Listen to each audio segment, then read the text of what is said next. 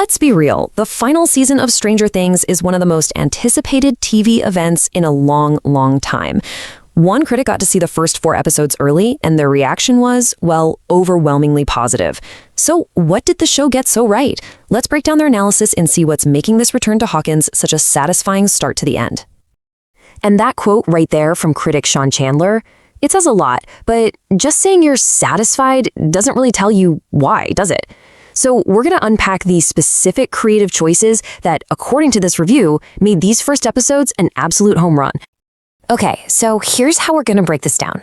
We've got 5 key areas. We'll look at how the show became this massive cultural event, how it balanced these huge world-ending stakes with really personal stories, and why our heroes are more proactive than ever before. We'll also dive into how some long-standing character issues finally got fixed, and then we'll get to the final verdict. First up, let's talk about something bigger than just the show itself. I mean, we live in a world where there are a million things to watch, right? So how does one show grab everybody's attention at the same time? Well, the reviewer argues that Stranger Things has become a true monoculture event, one of those rare things we all experience together. So just how big was the hype? Well, according to the reviewer, the demand was so crazy on premiere night that Netflix actually crashed, not once, but twice. I mean, that's not just a TV show. That's a full-blown cultural phenomenon you just don't see very often anymore. And that right there is the key, that shared experience. In an age where we're all watching different things on different schedules, very few shows manage to bring us all together to the, virtual water cooler. The reviewer points out that this felt like a throwback, creating a moment where it seemed like everyone was part of the same conversation. Okay, so the hype was real, but a show can't just run on hype, right? The story itself has to deliver. And according to this review, the real magic this season was how it managed to balance this huge, epic, world-ending threat with the really personal, intimate stories that made us fall in love with the show way back in season 1. Just think about the difference for a second. Season 4 was, it was massive. A global story, right? Our characters were scattered everywhere, California, Russia, you name it. But this season, it brings everyone back home. Everyone is in Hawkins, right from the very first episode. And that simple change makes everything feel so much tighter, so much more focused. It puts those core relationships front and center again. And this quote from the reviewer really nails it. It has the scope, but doing it all in this one city that makes it feel personal.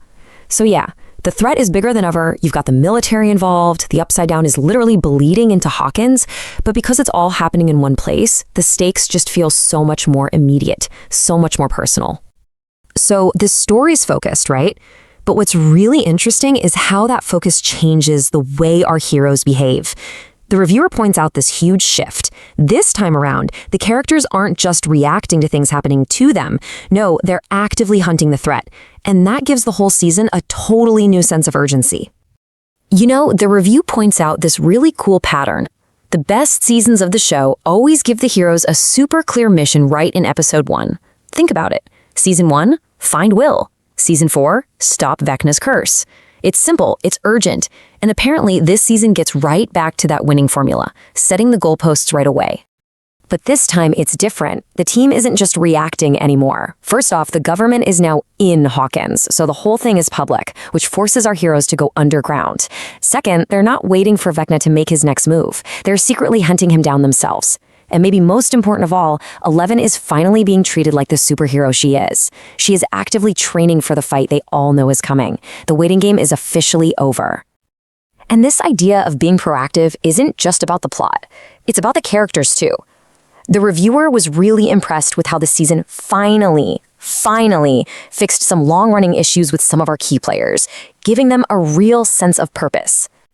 Let's start with Hopper and Eleven. It is absolutely wild when you think about it. But these two, who were basically the heart of the show, this core father-daughter duo, they spent almost 2 whole seasons completely separated. So the review gives a huge thumbs up to the choice to finally send them on a mission together, putting one of the show's most powerful relationships right back in the spotlight where it belongs.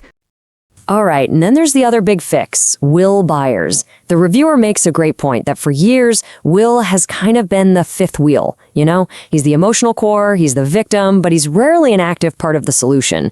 He's just the tag-along guy. But that is changing. This quote really says it all. Finally, this guy is going to really be proactively important to our story.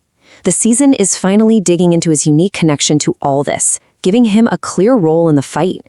He's not just a victim anymore. He's becoming a key player. Okay, so let's put it all together. You've got the huge cultural impact, the tight personal story, the proactive heroes, and these much-needed character fixes. What's the final verdict? Well, the verdict is that it all comes together for a really, really satisfying start.